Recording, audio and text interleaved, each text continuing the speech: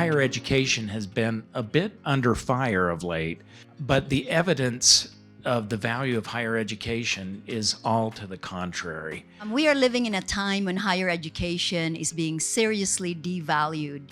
In fact, today, over 40%, I think, of college graduates below the age of 44 say that the cost of their education wasn't worth it. And if you look at enrollment numbers, it's pretty staggering in that from 2012 to 2022, there were 4 million Americans who have opted not to go to college. Higher education remains the single most proven tool that has a ton of data supporting it. It's correlated with longevity, better family life, higher earnings, of course, in the course of a lifetime, and also better civic participation. We are open admission, and that's beautiful and wonderful because we simply say to everyone, come as you are.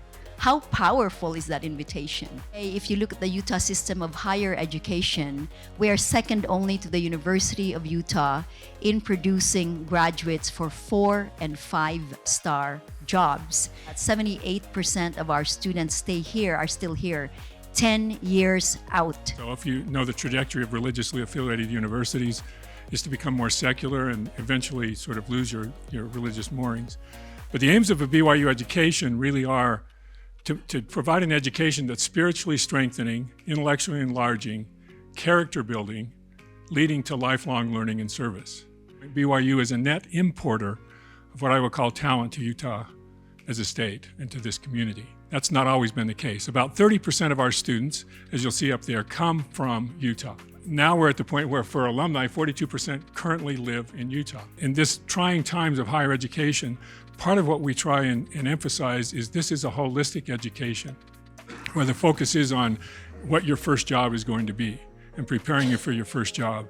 At Brigham Young University, our hope is not only prepared for that first job, but for a lifetime and an eternal lifetime of service in the long run. You could improve your life, improve your earnings, and it links with lifelong learning. I want to emphasize that UVU places students in the top 100 graduate schools, including BYU, by the way, Oxford, Harvard. So when you give access, you open the door, it is completely insufficient to open that door and say, sink or swim. We write off human talent too soon. Utah is still the best value proposition overall. The average student debt in the country is $28,000. For the state of Utah, it's $18,000. And for public colleges and universities, we are the 4th lowest in tuition. The question is, with them, often how much debt do they have going into it that we're concerned about? It's relatively low. Certainly on a national scale, it's extraordinarily low compared to other places. We've shifted increasingly with our financial aid to needs-based as opposed to merit-based scholarship to reach those students who really it makes more of a difference whether they stay or not. I get crazy over completion. I get it all the time from Salt Lake City folks or people who are asking me, what's wrong with UVU? And I just want to say to them, what's wrong with you? Why do you look at people? Would you think of that young woman still in her 20s? I am 58. I think of 20-year-olds as your babies. You have 50, 70 years ahead of you.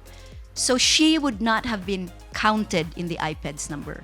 She would be a failure, and I don't believe in that.